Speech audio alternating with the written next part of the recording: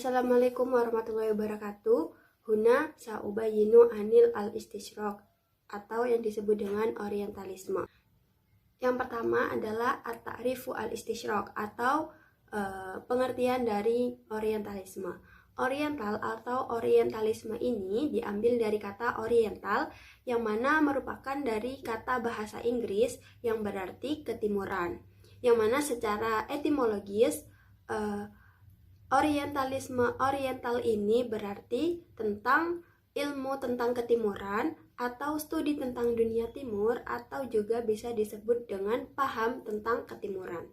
Sedangkan menurut terminologis, orientalisme adalah gerakan intelektual orang barat yang dipimpin oleh sejumlah intelektual barat yang mana peduli terhadap kajian-kajian Arab, kajian-kajian Islam, dan juga kajian-kajian Timur pada umumnya.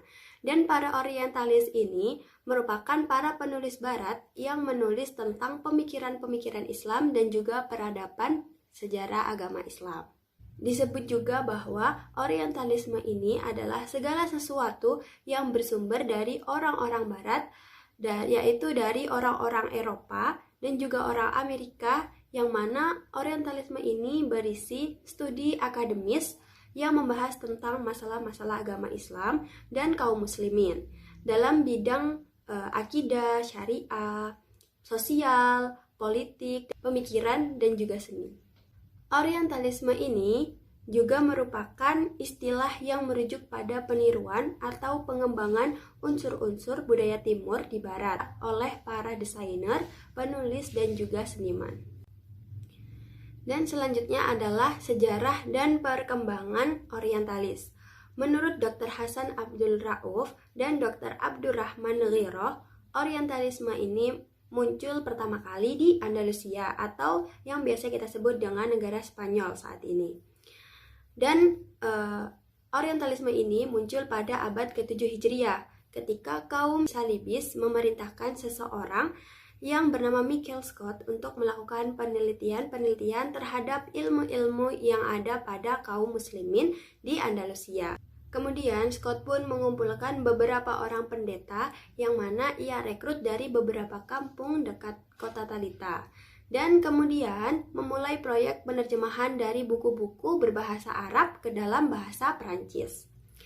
Setelah rampung, Scott menyerahkan salinan terjemahan itu kepada Raja Silisia untuk kemudian sang raja menghadiahkannya kepada Universitas Paris. Begitu juga dengan pemimpin dari kota Talita, Raymond Lull, melakukan hal yang sama dan juga sangat ikut bersemangat dalam proyek transliterasi karya-karya ulama Islam di Andalusia. Kemudian seiring dengan berjalannya waktu, orang-orang Eropa telah memperkaya dirinya dengan mendapatkan banyak khazanah-khazanah ilmu, khazanah-khazanah intelektual yang berupa buku-buku terjemahan. Dan buku-buku terjemahan ini merupakan terjemahan dari berbagai disiplin ilmu, baik ilmu tentang ketuhanan, tentang kedokteran, tentang arsitektur, astronomi, dan lain sebagainya. Faktor yang menyebabkan munculnya gerakan orientalisme adalah dikarenakan pergulatan dua dunia, yaitu antara Islam dan juga Nasrani di Andalusia dan di Sicilia. Di samping itu juga merupakan imbas dari perang salib yang secara khusus menjadi pemacu orang-orang Eropa untuk melakukan pengkajian terhadap dunia Islam. Dan dengan demikian dapat disimpulkan bahwa sejarah orientalisme tahap yang pertama adalah tahap tentang pergulatan agama dan skeptik antara dunia barat yang diwakili oleh Nasrani pada abad pertengahan dengan dunia timur yang diwakili oleh Islam. Selain itu, kuat dugaan adanya penyebaran agama Islam yang pesat di timur dan juga di barat menjadi salah satu penarik perhatian dunia barat terhadap agama Islam. Selain kegagalan pasukan salib dalam meruntuhkan agama Islam, menjadi pendorong mereka fokus terhadap kebudayaan Islam. Jadi pendapat yang paling kuat adalah munculnya orientalisme ketika Islam menyebar dan berkembang di Andalusia dan mencapai masa kejayaannya dan kegemilangannya di Andalusia. Pada permulaan abad ke-13 Hijriah atau akhir abad 18 Masehi, para orientalis mengubah strategi mereka dengan menampilkan wajah baru mereka yang mereka sebut dengan membebaskan orientalisme dari tujuan misionaris kepada arah penelitian ilmiah saja. Di berbagai kota di Eropa seperti di London, di Paris, dan juga pada kuliah-kuliah yang mempelajari tentang bahasa timur seperti di Arab, di Persia, dan juga di Turki. Dengan tujuan awal mereka dari kuliah-kuliah ini adalah untuk memperluas kekuasaan kolonialisme dengan cara mempererat para ahli-ahli dalam urusan tata negara Islam. Hasilnya, banyak dari pemuda Islam yang terkecoh turut menimba ilmu di sana, turut mengikuti kuliah-kuliah di Eropa yang mana mereka mendengarkan apa yang orientalis sampaikan di bangku kuliah, sehingga dapat merubah pola pikir pemuda-pemuda Islam itu tentang agama Islam itu sendiri. Kemudian, para orientalis itu mampu mengembangkan strategi dan wajah baru dari orientalisme ini ke area dan ke lembaga-lembaga keilmuan seperti yang telah mereka lakukan pada lembaga-lembaga bahasa di Mesir, lembaga-lembaga ilmu di Damaskus, dan lembaga-lembaga ilmu di Baghdad. Sehingga sampai sekarang telah berdiri yayasan-yayasan seperti keagamaan, politik, dan juga ekonomi di Barat, yang mana hidup atas sogokan dan juga bantuan kerajaan dan para pemimpin di masa lalu, berupa dana bantuan terhadap kegiatan-kegiatan orientalisme, lahan-lahan, serta beasiswa-beasiswa yang diberikan secara cuma-cuma kepada para mahasiswa yang mau terjun dan menggeluti bidang orientalisme ini. Yang selanjutnya adalah tujuan strategi para orientalis dalam pembebasan orientalisme adalah yang pertama adalah tujuan agama. Tujuan ini merupakan tujuan yang paling penting dalam orientalisme. Para pemuka Kristen melancarkan orientalisme ini demi mendiskreditkan Islam agar orang-orang Kristen dapat menjauhkan diri dari orang Islam, atau yang disebut dengan tanfir an-nasara min al-Islam. Kemudian tujuan yang kedua adalah tujuan ilmiah. Orang-orang Eropa yang mulai bangkit pada abad ke-16 membutuhkan banyak sekali inspirasi untuk kebangkitannya. Karena itulah mereka mengkaji berbagai penemuan-penemuan ilmiah yang ditemukan oleh kaum muslimin dalam berbagai bidang pengetahuan. Yang ketiga adalah tujuan ekonomi. Pada saat Eropa mengalami kebangkitan ilmiah, pemikiran, dan juga skeptik, mereka membutuhkan bahan-bahan mentah untuk industri mereka dan sekaligus membutuhkan pasar-pasar baru untuk menjual produksinya yang melimpah. Dan dari sinilah negeri-negeri Islam seperti negeri Arab, Afrika Utara, dan juga Asia yang mana merupakan sasaran empuk mereka dalam melakukan penjualan produksinya yang melimpah itu. Yang terakhir, yang keempat adalah tujuan politik. Orientalisme tidak dapat secara polos kita anggap terpisah dari imperialisme Barat. Bahkan keduanya saling menunjang satu sama lain. Naam, adunu hada faqat minni, idza hunaka khata' min kalami aqulu afwan wa syukron ala ihtimamikum. Wal an saya stamiru ma'a sadiqi Rayhan. Syukron. Wal an ismi Rayhan, uridu an uwasil asyarh alladhi qad syuriha min ukhtina Sabita Salsabila. Wal an uridu an ashrah lakum an ta'rifil hadis. Kama arafna al hadis huwa ma athara anir Rasul sallallahu alaihi wasallam min qawlin wa fi'lin takririn wa hammin. Hada huwa ma'lumatuna. Walakin arrafa al-muhaddisuna bi anna al-hadis yakni al-hadis fil lughah huwa al-jadid wal khabar. Indonesianya itu para muhaddisin mendefinisikan bahwa hadis secara bahasa adalah hal yang baru dan berita. Wa amal hadisu fil istilah yuradu bihi kullu ma athara 'anir Rasul sallallahu alaihi wasallam ba'da an-nubuwah min qawlihi wa fi'lihi wa iqrarihi Adapun definisi hadis secara istilah, yakni segala sesuatu yang bersumber dari Rasulullah Shallallahu Alaihi Wasallam setelah masa kenabian, baik dari ucapannya, perbuatannya, dan ketetapannya. Ini menurut Ajad Al-Khatib. Al-farqu baina sunnah, yakni wa amma sunnah indal muhaddisin ma atharu 'an nabi sallallahu alaihi wasallam min qaulin aw fi'lin aw takririn aw sifati khalqiyah aw khalqiyah sawa'an qabla al-bi'tsah aw ba'daha wa 'ala hadha fa sunnah a'ammu min al-hadis. Adapun sunnah menurut ahli hadis adalah apa-apa yang bersumber dari Nabi sallallahu alaihi wasallam, baik dari ucapan, perbuatan, ketetapan, sifat, perangai, baik sebelum diutus menjadi nabi atau sesudah. Dari pengertian ini menunjukkan bahwa sunnah lebih umum daripada hadis. Lalu sekarang saya akan membahas tentang asumsi orientalis terhadap hadis yakni iftiradat al-mustashriqin fi al-hadis. Ini al-awal iftiradat mutasyakkikah. Al-iftiradat mutasyakkikah hiya iftiradat tashukku fi sihhatil hadis nabawi wa minal mustashriqina alladhina yumakkanu tasnifuhum ala annahum yamtalikuna mithla hadhihi al-iftiradat hawla al-hadis, yani Iqsas Goldiher, Joseph Schad, Jane Bull, Mikhail Cook wa ghairi dhalik. Wa thani al-iftiradat ghairu mutasyakkikah, yani huwa aqsun min al-iftirat al-mutasyakkik wa huwa iftirat la yashukku fi sihhatil ahadits nabawiyah, yakni al-qaiduhu yakni Nabiyah Abbott, yakni muallim di Jami'ah Chicago bil wilayah al-Muttahidah Amerika. Wa thalith al-iftiradat al-wasatiyah, yakni iftiradul wasat wa iftirad yatawassatu bainan nadratain, yakni baina mutasyakkik wa ghairu mutasyakkik. Hadzal iftirad yakni qaid Hart-Motsky. Baik, sekarang saya akan membahas asumsi orientalis terhadap hadis. Yang pertama, asumsi skeptis.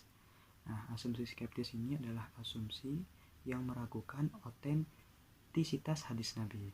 Itu diantara orientalis yang memiliki asumsi ini adalah Ignaz Goldziher, Joseph Schad, Jane Bull, Michael Cook, dan Eckhart Steper.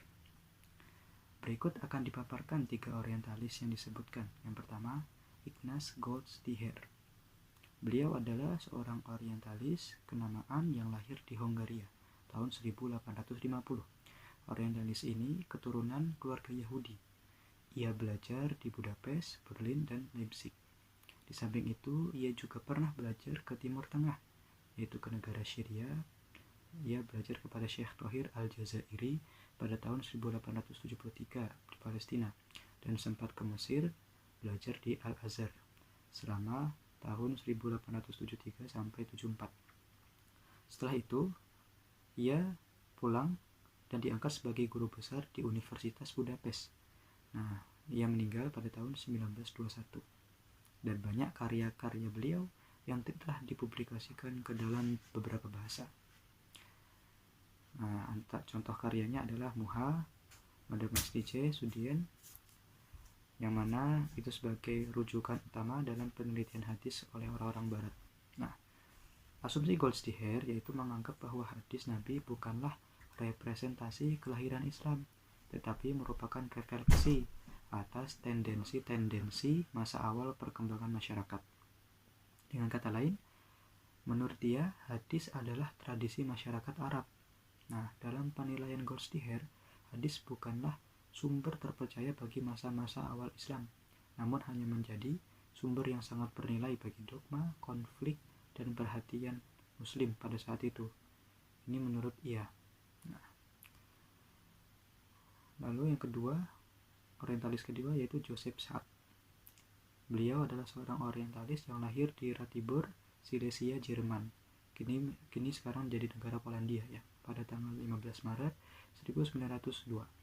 Nah, karirnya sebagai orientalis diawali dengan belajar filologi klasik, semitik, teologi, dan bahasa-bahasa timur di Universitas Breslau dan Universitas Leipzig, hingga mencapai gelar doktor ketika berumur 21 tahun dengan predikat summa cum laude. Nah, dia seorang ahli dan peneliti masalah ketimuran di Departemen Penerangan Inggris. Nah, itu terjadi setelah beliau menikahi gadis Inggris pada tahun 1939. Karya-karyanya antara lain The Origins of Muhammad Jurisprudence, An Introduction to Islamic Law, 2. Pre-Islamic Background and Early Development of Jurisprudence. Nah, kontribusi terpenting Joseph Shad di bidang hukum Islam adalah hadis dalam orientasi studinya terhadap hukum Islam. Nah, pemikiran Joseph Shad tentang hadis ini adalah dalam bingkai pemikirannya, yaitu tentang pembentukan skepti Islam. Nah, asumsi-asumsi Joseph Shad ini yaitu adalah pertama, hukum Islam bukanlah seperangkat norma yang diwahyukan, melainkan sebagai fenomena historis yang memiliki kaitan yang erat dengan realitas sosial. Lalu sekarang orientalis ketiga yaitu Jain Bull, atau yang bernama lengkap Gautier H.A. Jain Bull. Lahir di Leiden, Belanda pada tahun 1935. Kepakarannya dalam bidang sejarah perkembangan hadis dapat disejajarkan dengan James Robson, Fazlur Rahman M.M., Azabi, dan Michael Cook. Ia adalah seorang peneliti dan daily visitor di perpustakaan Universitas Leiden untuk meneliti hadis, serta pengajar di berbagai universitas di Belanda. Teorinya yang terkenal adalah common link, yang sebenarnya merupakan pengembangan dan elaborasi dari gagasan Joseph Shad. Teori ini dibangun berdasarkan beberapa asumsi. Itu yang pertama, semakin banyak jalur periwayatan yang bertemu, baik yang menuju kepadanya atau yang meninggalkannya, maka semakin besar pula seorang periwayat dan periwayatannya memiliki klaim kesejarahan. Kedua, periwayatan yang dianggap sebagai common link bertanggung jawab atas jalur tunggal yang kembali pada otoritas tertua, sahabat, atau nabi. Nah, berikut perkembangan teks yang terjadi di dalamnya. Ketiga, yaitu posisi common link adalah sebagai originator atau pencetus atau fabrikator atau pemalsu isnad dan matan hadis yang kemudian disebarkan kepada sejumlah muridnya. Ini menurut Jain Bull. Yang kedua, yaitu asumsi non-skeptis. Nah, asumsi non-skeptis ini merupakan lawan dari asumsi skeptis. Nah, yakni asumsi yang tidak meragukan otentisitas hadis-hadis Nabi. Ini kebalikannya ya. Nah, di antara tokoh pendukung asumsi ini adalah Nabi Abbott, seorang guru besar di Universitas Chicago, United States of America.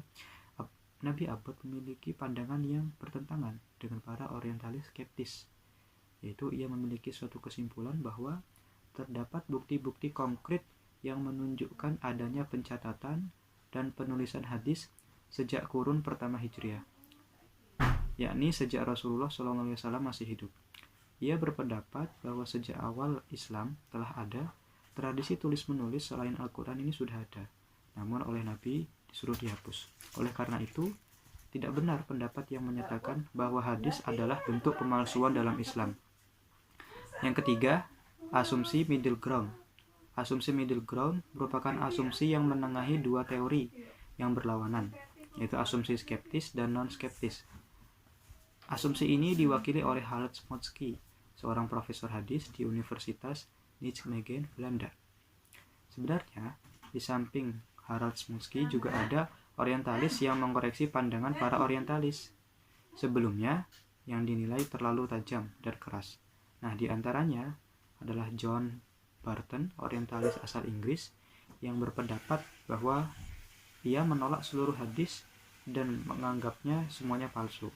Adalah sikap yang keliru. Jadi, hadis palsu ini menurutnya keliru. Berdasarkan hasil analisis Harold Smotsky atas isnad maupun matan hadis yang terdapat dalam kitab Musannaf karya Abdur Razak As-San'ani, itu Smotsky berkesimpulan bahwa kecil sekali kemungkinan terjadinya keberagaman data periwayatan itu, atau kecil sekali hasil pemalsuan yang terencana. Nah, menurutnya sanad dan matan hadis-hadis dalam kitab tersebut layak dipercaya.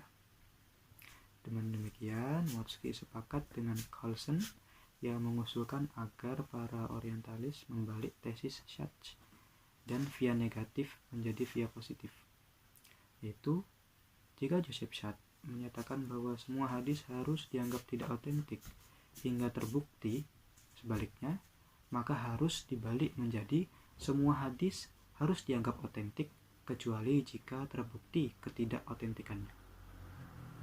Sekarang saya akan membahas bantahan ulama terhadap asumsi orientalis yang skeptis ya. Itu yang pertama untuk bantahan Ignaz Goldsdiher. Beberapa pakar hadis seperti Profesor Dr. Mustafa As-Sibai, Profesor Dr. Ajad Al-Khatib, dan Profesor Dr. Muhammad Mustafa Al-Azami, mereka semua menyanggah pendapat Ignaz Goldsdiher yang menyatakan bahwa hadis belum merupakan dokumen sejarah yang muncul pada awal pertumbuhan Islam. Menurut ketiga ulama ini, pendapat Goldsdiher lemah dari sisi metodologisnya maupun kebenaran materi sejarahnya. Alasannya, karena ketidaktahuan mereka atau kekurang percayaan mereka pada bukti-bukti sejarah Islam. Dan yang kedua, bantahan untuk Joseph Shad. Nah, bantahan ini adalah yang ditujukan pada argumen Joseph Shad atau asumsi Joseph Shad sebagaimana yang dia gagas dalam teori projecting back-nya. Menurut Azami, kekeliruan Joseph Shad adalah bahwa dia keliru ketika menjadikan kitab-kitab sirah nabawiyah dan kitab-kitab fikih sebagai dasar postulat atau asumsi penyusunan teori kitab Muwatta. Nah, kitab Muwatta dan kitab yang lain serta risalah Imam Syafi'i tidak bisa dijadikan sebagai alat analisis eksistensi atau embrio pelarian hadis Nabi, karena kitab-kitab tersebut memiliki karakteristik yang berbeda-beda. Oleh karena itu, untuk meneliti hadis Nabi sebaiknya menggunakan dan berpedoman pada kitab-kitab hadis, dan banyak ya, tidak hanya satu. Yang ketiga, bantahan untuk Jainbul. Nah, Jainbul ini adalah tokoh ketiga yang tak luput dari perpinjaman para ulama muslim, itu dengan teori common link-nya. Di antaranya yang menanggapi adalah Azami. Menurut Azami, teori common link bukanlah hanya patut dipertanyakan, namun ia pula meragukan validitas teori tersebut.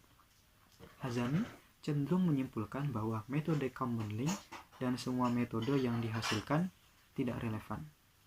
Bagi Azami, teori common link banyak yang perlu dipertanyakan.